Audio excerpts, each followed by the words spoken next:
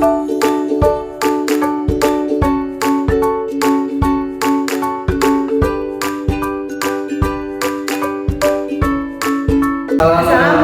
warahmatullahi wabarakatuh. Kami dari kelompok 6 ingin mempresentasikan bab 12 dengan materi bisnis internasional.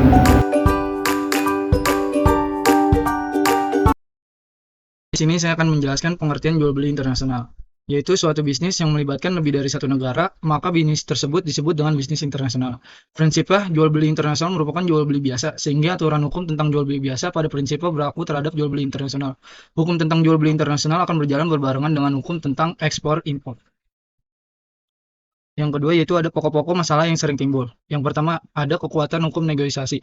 Ada negara yang menganut prinsip bahwa negosiasi tidak mengikat sama sekali atau paling jauh baru mengikat secara moral, belum secara hukum. Yang kedua ada akseptasi yang berbeda dengan tawaran. Pada tahap-tahap awal dari suatu kontrak, salah satu pihak melakukan penawaran atau offer dan pihak lain melakukan penerimaan atau acceptance terhadap penawaran tersebut. Karena berbagai alasan, sering terjadi apa yang ditawarkan ternyata tidak persis sama dengan penerimaan tawaran. Yang ketiga yaitu ada pembatalan suatu penawaran jika sudah dilakukan suatu tawaran. Misalnya tawaran untuk menjual dari penjual, ada negara yang menganggap tawaran tersebut bisa dibatalkan sebelum penerimaan tawaran dilakukan oleh pihak lawan, dengan alasan bahwa tawaran tersebut masih merupakan perbuatan sepihak yang dapat dibatalkan pula secara sepihak. Yang keempat ada perlu tidak suatu consideration. Suatu consideration merupakan presentasi dari pihak lawan sebagai akibat adanya presentasi dari pihak yang melakukan penawaran kontrak. Jika dalam hal jual beli, di mana pihak yang melakukan tawaran adalah pihak penjual, maka yang merupakan consideration adalah harga barang yang harus dibayar oleh pihak pembeli. Yang kelima ada keharusan kontrak tertulis.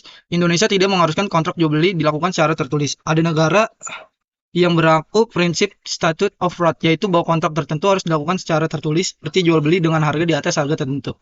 Yang terakhir ada waktu dianggap tercapai kata sepakat. Ada negara yang hukumnya menyatakan bahwa kata sepakat terjadi pada saat dikirimnya penerimaan tawaran. Ada juga yang mengatakan pada saat diterimanya oleh pihak penawar pengiriman penerimaan tawaran, dan ada juga yang menyatakan pada saat pihak penawar mengetahuinya secara nyata atau actual knowledge bahwa tawaran sudah diterima oleh pihak lawan, dan masih banyak lagi teori yang lain.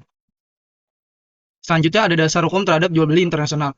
Yang pertama yaitu ada ketentuan dalam kontrak tersebut berdasarkan prinsip kebebasan berkontrak. Yang kedua ada ketentuan dalam undang-undang tentang hukum kontrak atau nasional. Yang tiga ada kebiasaan bisnis atau trade assets. Yang keempat ada jurisprudensi. Yang kelima ada kaidah hukum perdata internasional. Yang terakhir ada konvensi-konvensi internasional seperti United Nations Convention on Contracts for the International Sale. Selanjutnya ada pengaturan risiko dalam jual beli internasional. Yang pertama, risiko dapat diatur sendiri dalam kontrak yang bersangkutan. Yang kedua, risiko mengikuti kepemilikan. Apabila hak milik sudah berpindah kepada penjual, maka risiko pun pindah kepada penjual. Yang tiga, ada risiko mengikuti pengaturan hukum mana yang berlaku. Hukum negara mana yang berlaku, maka dilihat bagaimana pengaturan risiko dalam hukum negara tersebut. Yang keempat, ada risiko mengikuti prinsip reservasi kepemilikan. Ada kalanya ditentukan dalam kontrak bahwa hak milik belum tentu berpindah meskipun barang sudah diserahkan. Misalnya, karena harga belum dibayar lunas. Karena itu adalah jika ditentukan dalam kontrak bahwa risiko pun mestinya belum berpindah ke pihak pembeli. Yang terakhir ada risiko mengikuti penyerahan benda. Jika benda sudah diserahkan, maka risiko pun sudah harus berpindah.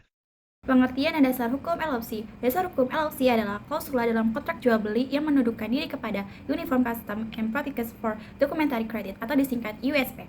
Hukum setempat, Indonesia termasuk peraturan di bidang perbankan dan kebiasaan dalam perdagangan.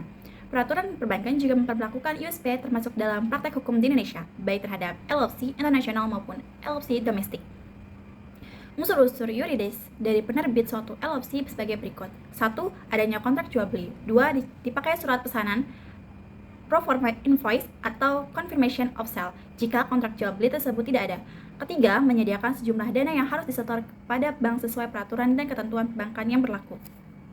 Selanjutnya yaitu para pihak yang ada dalam LOC. Yang pertama, pihak pembeli adalah pihak importir yang membeli barang dan membuka LOC. Yang kedua, pihak penjual adalah pihak eksportir terhadapnya LOC dibuka.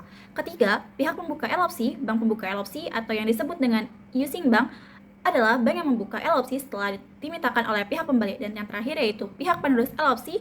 Bank penerus LOC adalah bank yang dimintakan oleh pihak bank pembuka LOC untuk meneruskan LOC dan membayarkan kepada pihak penjual.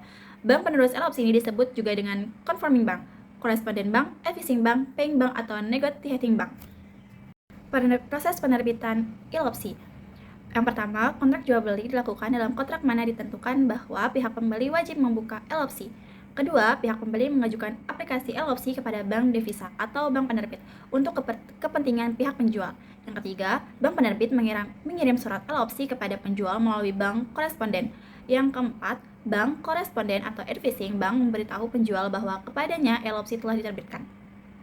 Kelima, setelah penjual menerima surat elopsi, maka dia mengirim barangnya kepada pembeli. Keenam, oleh penjual, dokumen asli diserahkan kepada advising bank dan duplikatnya dikirim kepada pembeli.